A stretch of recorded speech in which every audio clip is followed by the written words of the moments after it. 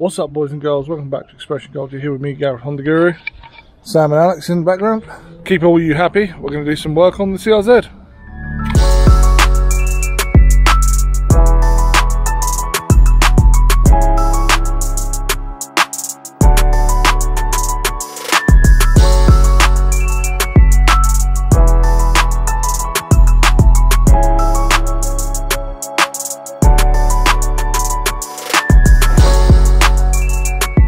Yes, you heard me right, we're going to be working on the CRZ today.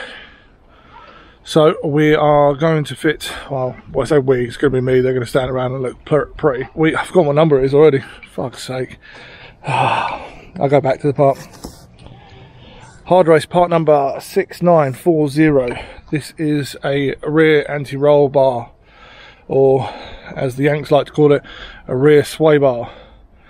I had the Progress Technologies one on prior to this. When I lowered my car this low, it started to hit on the underside of the car. It's 2mm thicker than the Hardrace one. I think the Hardrace is 17mm, the Progress Technologies one is 19mm, if I remember correctly. Not only that, but most of the parts suspension related, other than the coilovers themselves, are Hardrace on this car. I like their product, so I'm going to jack up the car, do that. I'm going to do a little bit of undersealing and removing of some light rust patches. Like I said, I did have the Progress Technologies one on it. I sold it to my good friend Nick, which I think he put on his GE Jazz. This part does also fit a GE Jazz, and yeah, let's get to it. Right, so previous videos back, I think I've mentioned quite a few times that when I look at doing the exhaust work, looking underneath it, the rust is like quite bad near the chassis rear chassis leg. On the, it'd be our driver's side, but it'd be the right side for Yanks, I guess. So what I said previously is I was going to put a rust remedy on it and then an undersealer. Sorry, some gobshites in the background. It's not Alex for once. Whoa! So yeah, I've put Loctite's rust remedy on areas where there was blistering rust. Obviously sanded that down. The rust remedy not only converts rust to good metal again, but it also has like a protectant in it, so it stops any future rust in that area. I've then gone over it with non-fest bottom guard recoat, which you can get from Euro car parts. Also found out that that's actually made by TuneApp, so I need to find that their version of it, because as you might know, if you come into my parts department at my work, I'm a big stockist of TuneApp because I know it works. Anyway, I'm going to show you under the car now. I've just done sort of where the battery sits, so like your spare wheel well, because when I put this anti-roll bar on, there could be overspray getting on it. So I've done this 2 jobs at once. So as you can see, I've put the undercoat all the way along here and all the way under the boot floor where the battery sits, sort of like your spare wheel well. I've also done, the worst piece was here. As you can see, it's like blistered quite a bit, but I've done it all the way along up to sort of like the strut tower, or where the spring would sit in fact, and I've also done it all the way along the sort of tunnel where the exhaust sits, so it's now got a fair amount of protection. Now this stuff can be painted over within an hour. Yeah, it's really good stuff. It's quite expensive. It's about £18 a bottle, but it's good quality and really good finish. So I'm very happy with that. We're going to now fit the anti-roll bar. So, what's in the box? This is what you get in the box. So you get 2 end plates, the bar itself, all the hardware. some stickers, which is a good thing because many companies don't give you stickers these days, even though it's really not important because you never stick them on your car and they end up in your toolbox or something. And some instructions. So if you buy this, you know how to fit it. All of the torque specs they leave on here as well, which is really good. So yeah, really informative. We've got to remove the lower covers off the rear axle, which is unfortunate because with the Progress one they just told you to cut them, so I've got to go in there and do it again. But yeah, so we'll get the covers off. Not sure how much filming we'll do because obviously it's going to be fairly difficult to film under there and do this, but we'll try.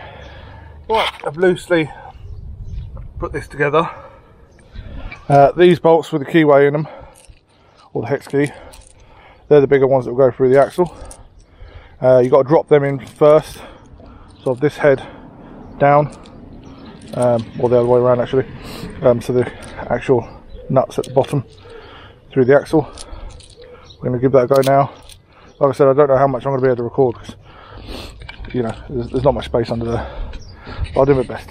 There it is loosely in place, so we've got all the bolts in. I'll show you it from the other side now. There it is from the other side. The difficult bit now is, as you can see, you might be able to just see the bolt heads are hex keys. You've got to try and get them past these fucking springs.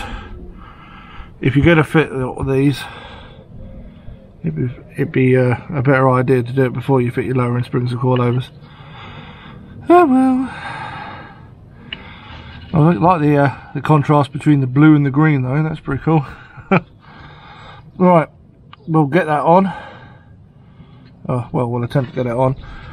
Torque specs, the outer ones are 70 Newton meters, and these lower ones, which go through the axle, are 80 Newton meters, which is also highlighted in your instruction manual. Right, catch you on the other side. Right, that's it all on, all torque to spec, and the rear diffuser back on. Doesn't it look so much tidier now that's all been undersealed? Very, very happy with that. Right, let's go for a test drive. Whew. Right, we're all done, boys and girls. Fucking hell, it's a warm day again. Car's back under the gazebo at the moment, just giving the battery a little bit of maintenance.